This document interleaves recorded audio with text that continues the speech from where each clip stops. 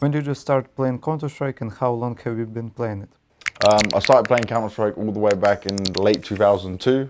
Played it through just being at a local internet cafe and a friend showing me Counter-Strike. At the time, it wasn't Steam. Recently, Steam went through its 20 years, and I have the thing on my badge that says on the very first day that Steam was released, I signed up, and I was playing all the way back then. So this is now 20, nearly 21 years of playing Counter-Strike in all the different versions and all the different ways. And it's given me a job, a life, a career, and I still love playing it now, even with CS2. What motivated you to take up the role of a presenter for CS and CS2 competitions? I don't think there was any motivation for me to be a host and to do what I do now. It's more just I luckily fell into it. So at first I was a player. I played competitively to like a high level, not professional like you see today, for Counter-Strike 1.6. I competed in the World Cyber Games for the UK in Virtual Fighter, which is a fighting game, so completely different from Counter-Strike. And I just wanted to stay involved in esports. I guess because I liked the players, I was a fan of so many players. When the growth started happening, so we got YouTube, which wasn't existing at the beginning of Counter-Strike. Then we had streaming. It was like Justin TV before Twitch, and all these programs came up. At first, I used to sit behind the camera, so you can't see my face. I just interview the player and I hide. You can still see some of them old videos from like 12, 13 years ago on my YouTube channel. And then, as it started to get to stages and we got arenas and bigger events, I just started doing it more on a professional level, because people said, oh, you're good at this, try, go at it. But for a long time, you didn't know if it was going to make money, you didn't know if it was going to be successful, you didn't know what was going to happen. Now everyone can say, like, I want to do that for a job. But for me, it was just, I love the game, I had opportunity, and I just kept going and doing something that I enjoyed, and now it's become this. What are the steps you follow to get ready for a tournament? Depends on the tournament on how you get ready for it. So I keep a document, which I always update, of the top 30 teams, because they're at most of the events.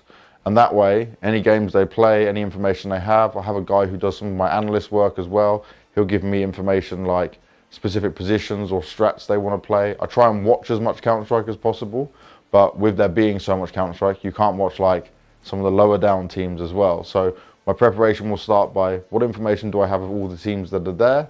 Has there been changes?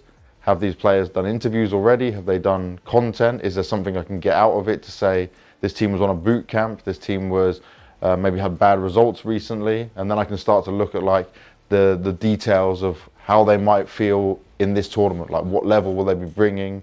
Where will they be at? What can they do? And for me, it's more about the first 2 days. That preparation and that information is like really useful. It's really good. But then you need to focus on what's happening in the tournament. Maybe they lose the first game, or maybe they do better than you expected. Maybe it's a team that we've never seen. They've qualified for a big event like this, but they've not played at this level. So I'm learning as well, because they can play one way online, but they could come to a big event and they're more scared, they're nervous. So preparation is different.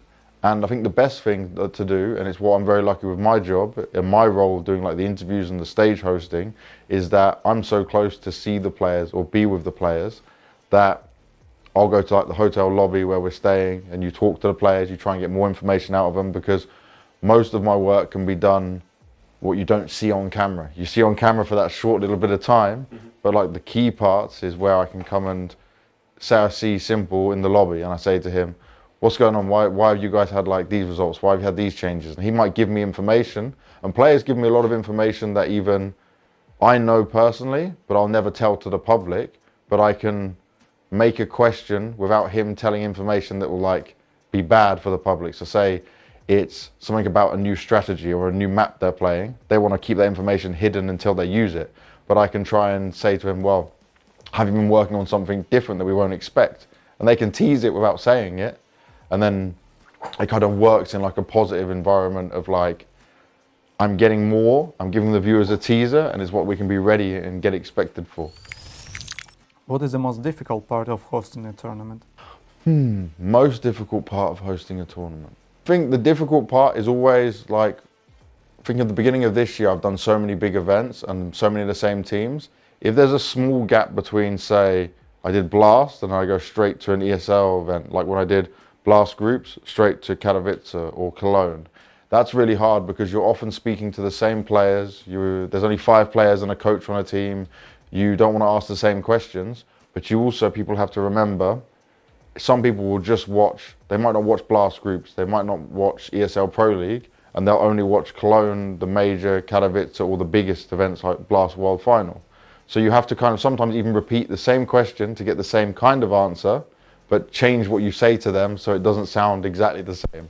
So there's a lot of like rephrasing things, saying it in a different way to get the best out of that player, and also try and see what has changed for these players, because a team can win over an event and then they can lose the next event, which means it doesn't mean they're the very best at that time, because I don't know, maybe they're tired, maybe they used all the strats and they used all the progress they had at that event, and then they're going to come into the other event, everyone says, oh, they're the best, they're going to win, but they can't have enough time to change things. So I think it's like making sure you're always giving something that the fans are going to be interested in, but also not being too repetitive, not saying the same thing over and over again. Some fans have said like, oh, you can use like chat GTP to write your questions, or they said like, do you get someone to write your questions for you? But like, we have to write it all ourselves, I have to choose it all myself. Sometimes the analysts I work with, they'll say to me, I have a specific question. So they maybe saw something tactically or something change within the team, like a position change, and they'll say to me, can you ask this? And I'll do that. But like 9 times out of 10, all the questions are my own and I have to make it from start. Which tournament do you think is the best one ever and why? The best one ever for me will probably be the Stockholm Major, just because it was the first one back after COVID. So we had like nearly 2 years of COVID, no majors during this time, no fans, no crowd, no arena. And like, I love my job the most when we're in the arena, when the fans are there, when I step on stage and everyone's cheering and shouting. And Stockholm was crazy because it was still COVID, but Stockholm was different rules around the world around what they were allowing for COVID. So we got there, everyone was super happy, everyone was really excited for Counter-Strike, everyone wanted to be back in the arena. Na'Vi won, who's my favorite team, so that's a positive as well. But this one was just, the crowd was crazy. It's like 15,000 people, everyone going super hype, everyone was enjoying themselves, and we had a great set of teams in the playoff, and it was like it's just special to be back and have all that atmosphere again when it had been so long of being like, I've been in studios and I've been in events where I can see the players, but it's not the same when there's no atmosphere. So it was all that coming back together. If a global tournament or even major took place in Kyiv, would you be interested in hosting it? I think I would have to host it. Need to, yeah. If there was one, if there was a major, if we get to do Kiev, when we win this war, when we get ourselves back to normal and we can have everyone back, Kiev would be a perfect place to have a major. We had great tournaments here before anyway, from like Star Ladder and from the We Play guys. Yeah, so like, I think it would be fantastic. The only problem we have with Kiev at the moment, we need an arena that's more technology. Like, the arenas we have are a bit old, so they're not good for the digital side of things. So if we could get an arena which is same kind of size as we have, but like add more of the, you know, the tech, the speakers, the stuff to be like what you see in Antwerp, what you saw in Stockholm, or what you see in Rio, then that would be an amazing major. But if it's in Ukraine, they best hire me, I hope so. They need to, I want to be there doing that. Are you planning to pursue a career as a professional player like Kadian did, or you are only focusing on managing Banyus Eagles?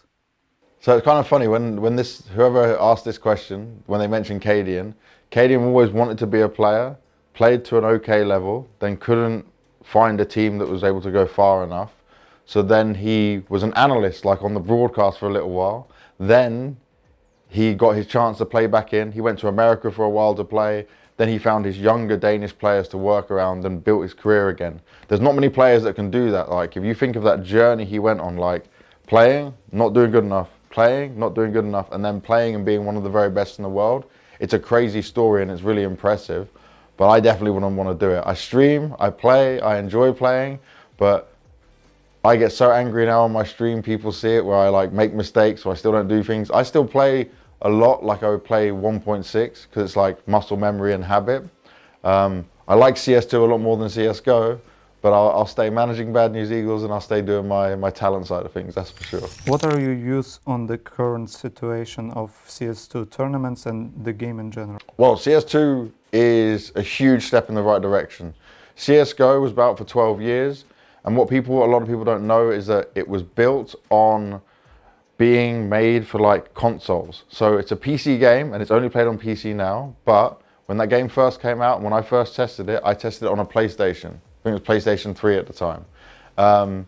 So the code and how that game was built is not the normal way of how you would do PC, as far as I understand it. You can go on my YouTube, there's a video when I first tested it, and it was like you saw plant bomb by pressing triangle, you know? It wild when I'm so used to playing on mouse and keyboard for it. But now with CS2, it's on the Source 2 engine. It's been built from the ground up, obviously moving stuff over from CSGO. There's no one-way smokes, which is like, you might know a one-way smoke, but I don't. That means you have an advantage. That's bullshit, because that's not skill. That's like, I call it a skillless mechanic, because it's not a fair battle. Now the smokes have made it fairer. Yes, you're still going to have to learn stuff, but I feel like your aim, your game sense, like how you think about what to do next, that pays off so much more for CS2. And I feel like with CS2, we have a more complete game. Now, people don't like some of the things, like the way the body moves and the sub-tick, for example, but it's a new game in some ways, but it's still our great game that's been there for 20 years now of playing constant Counter-Strike, and it just takes some adjustment. Since I had access to CS2 since the beta, since the very first day they gave codes out. Luckily, Valve gave it to me, and I stopped playing CSGO because I wanted to feel what this game was like, get ready for it, be ready for my job, and already it's been out, it came out 2 days ago.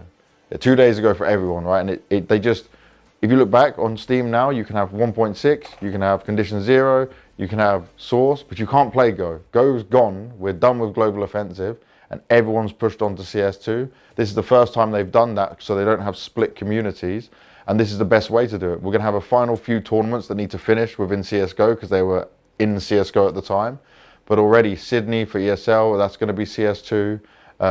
We've got Blast Showdown, which is going to play CSGO, but I think it should play CS2. I wish they did, but this is a great hard switch, and the pros will figure all the things out that need to be changed, and Valve's acting fast. So I think we're going to have an even brighter future. Yes, air alert. Very, very Kiev to be that. But I think for CS2, we will have a bigger and brighter future than we've even had for CSGO, because the CSGO, or the Counter-Strike now Twitter, when they announced that CS2 was even becoming a thing, they went up 200,000 followers. And like, you look at all the tweets, you look at all the impressions, you look at the engagements they get now, this is the biggest we've ever seen of people being positive. So I'm really excited for the whole future of it. I really liked CS2, and I played the test day. Yeah. Yeah, see, it feels good. I feel a lot better on the shooting. They fixed a lot with the movement as well. You can bunny hop again. It just, like with anything, you just have to get used to it and jump in rather than complain and just feel it out. What tips would you offer to someone who wants to become a commentator, host, or interviewer for CS tournaments? I think for anyone that wants to become a host, an interviewer, commentator, it's different depending on the role. For interviewers, it's a lot harder to try and get experience. Maybe you need to look at like lower down players. You can try contact them and ask, can I do an interview? If you're not a native English speaker, do it in your own language to start off with, get some practice. You can download OBS, you just need a webcam, they need Discord, and you can do it so easily. It doesn't need to be fancy edit, it doesn't need to be anything crazy. You just need to make good questions, prepare, and then try and reach out to people. Then upload it on YouTube, and then eventually go to organizers and say, look, I'm doing this. Are you interested? You have to start somewhere. And even if your video gets 15, 20 views, it doesn't matter. You just like, you have to keep trying, because you're not going to get 100,000 views in one go or something like that. You're not going to get picked up straight away. For hosting, I think there's still a huge lack of like really good hosts, but it's also, you only need 1 or 2 hosts per event. So it's a harder one to get into. So with that, hosting is like, maybe you host a podcast with your friends. Maybe you host like something which is a small fun game or something with your friends in Counter-Strike. You need to come up with something original that people are going to look at. For commentating, this is probably the easiest one to like at least practice, because don't watch the game before, never watch the game before, but download a demo from HLTV, so download a game you've not seen, watch it in CSGO's demo viewer, commentate it, record it again on OBS. You don't even need to have a camera, you just need the game, a good microphone, upload it, watch it back, read it, feel like compare it to what your favorite commentators do, and then when you have enough experience in doing that and you feel confident enough, send that to an ESL or a main cast or wherever you want to try and put it into and say, look, I'm trying to do this, can you give me an opportunity? The weird one is when I first started, you didn't get paid. There was no money because the industry was a lot smaller. But some people say now, oh, don't do it like for free. I still think you have to do it for free at the beginning because you need to offer them something. Like they've already got people they pay good money to do the work. So if you want to get noticed, then offer to do some for free. Now don't work for free forever. It doesn't work like that. But you need experience, and you only get experience by doing the stuff for broadcast, for your main cast, your ESLs, your blast and stuff like that. So you need to just be creative with it. But there's plenty of opportunity there. And it's kind of like if you look at normal TV, not everyone's going to make it even if you dream of it. Not everyone's going to be a singer or a football player or a Counter-Strike pro. Same as a commentator, host, interviewer. But if you don't try, then you'll never know. And I think you have to be so passionate about it. Like for me, I still enjoy talking to players. People say to me, why don't I do more like desk hosting with the desk and the analyst? I hate it. I don't enjoy that role at all. Like I do it every now and again if I need to fill in for someone or help out. But stage hosting, interviewing, that's what I enjoy. That's why I have the most fun. So I try to stick to that. And if you don't enjoy what you do, you probably won't be the best at what you do. So you need to just keep going, but follow your passion a bit with it as well. Don't do it just for like, I want to do it as a job, or I want to make money, because I think that's always the worst way of doing things, at least personally for me. Which map do you enjoy the most in the game and what makes it special? The map I enjoy the most has been my map that I've enjoyed since I ever started playing Counter-Strike, and it's Train. But they don't have it in the current map pool, and they don't have it in Counter-Strike 2. Valve, you need to give me Train. Train is like, for me, the best map. So I never played Counter-Strike Source really. I played it, but like, I didn't ever take it seriously. So from 1.5 all the way until now in CSGO, Train was always the best map for me. I want to see removal of Vertigo, because that map does not even feel like a Counter-Strike map. I hate that map completely. Mirage, maybe that could just remove as well and bring back Cobblestone and Train. But Train is like, it used to be really CT-sided, but then teams got better individually. They got creative with the different ways of using smokes. I think it's always a map you have to play super smart. It's not a map you can be like, I'm just really good at aiming. Like, it requires brain to play that map. It's a thinking person's map. And I just love the layout of it. I love the fact that like you can obviously hide in and amongst the other trains. The way the bomb, especially the B bomb site's designed as well. Like for me, I think it's just a really well-designed map, and I've always enjoyed playing it. So Train will always be #1 for me. What do you love about Ukraine? A lot of things I love about Ukraine. I came here originally just for work to commentate, and then I just ended up staying here because I like the food, the people, the culture. It was a good place to live, and it was just, I met a lot of friends here and stuff, which was really positive. Met my girlfriend, and then end up just saying, I'll make this my home. So yeah, I fell in love with Ukraine. I don't plan on leaving or moving anytime soon.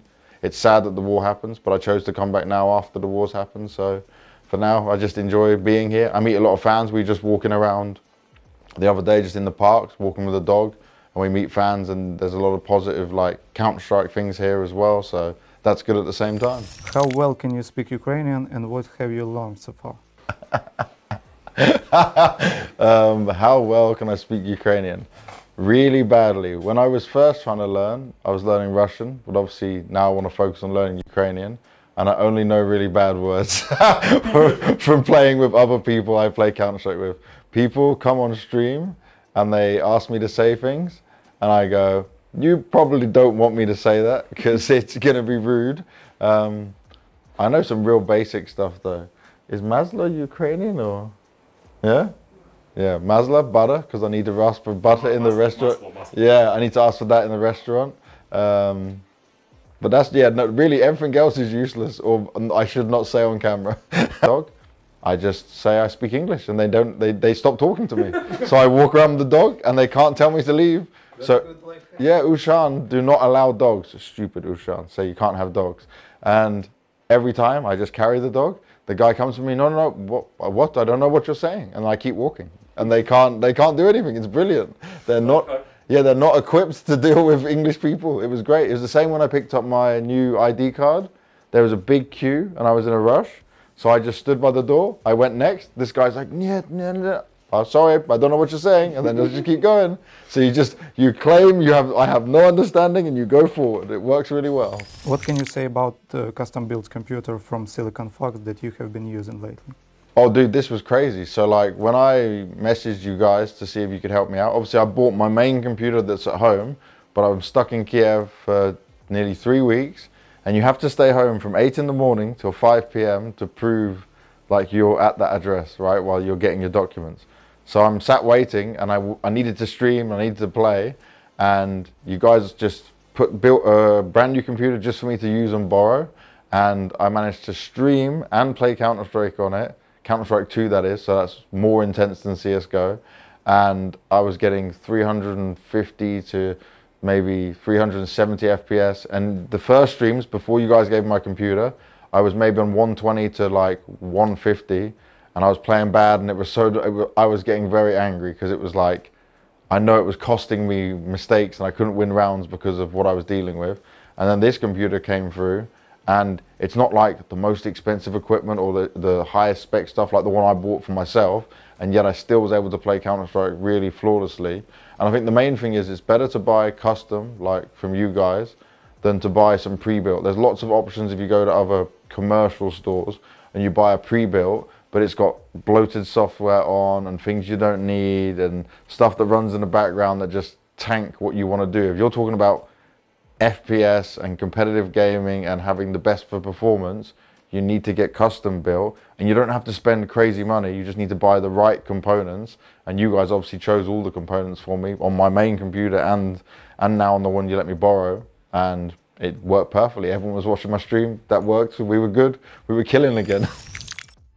Can we hear some advice from James Banks for the aspiring CS players who want to achieve success in the tournaments and become famous?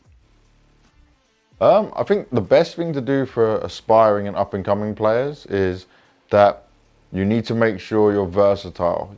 You may be like good in one role or one position, but Simple said it before, other pro players have said it before, you need to learn the smokes when it comes to all maps. Like, you can't just be, oh, I play A, I know these smokes. Like T-side smokes, everyone needs to know majority of them, but you need to be able to act on the fly, you need to be able to change positions, you need to be able to make sure that you can be useful for your team. So you can't just jump into a player and say like, oh, I just play B, because maybe they already have a B player there, you know, if a team you want to join.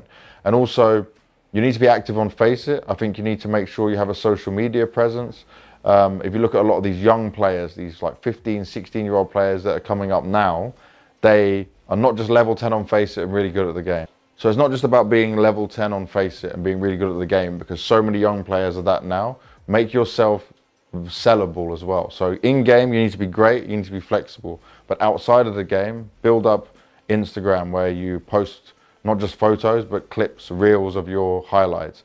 If you can, maybe run a YouTube, build your Twitter stuff, post yourself like your good clips you're making. Even make something that, there's a guy called Pimp who's a retired player, Danish guy. He does a lot of like tips and tricks of things you can do as well, help people learn. If you see something new or you do something impressive, share that with the world. You need to be able to get noticed more than just being good at the game, because there's so many people I see who are not even want to be professional players, yet they're already so good at the game, and they know, oh, I don't want to be a professional, but they're already above what a lot of players are. So you need to make yourself like a market, advertise yourself, promote yourself, show yourself on what you can do. And also, if you're not a native English speaker, make sure you can speak English. If you can do interviews, you can do content.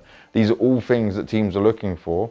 And if you look at the young players that are coming up, say the players that came from Navi Junior, like Bit, for example, he's able to do so much more. He's doing interviews in English, not just Ukrainian. So he's showing that it's more than just being really good and hitting headshots the whole time. So there's a lot more to being a professional. And also keep yourself a good reputation. When you're playing on Faceit, when you're playing and you're learning, You don't want to have a reputation as a player who is abusive, toxic, you know, shouting all the time. You need to have a good attitude around you. And you're not going to win all your games, but if you have a lot of other high-level players saying, this guy's really good, this guy is helpful, this guy is friendly, then eventually you'll get noticed in a good way. Because right now the competition's so tough, and as the game grows and gets bigger, it's the same as I would say with football. Everyone wants to play in the Premier League or be a Messi or Ronaldo, but there's only very few that make it even to that top level. So if you're already good enough, how do you make yourself that little bit extra, that 1%, 2%, 5% more you can get? That comes from these extra activities you can do. So I think that's the best advice I can give on it.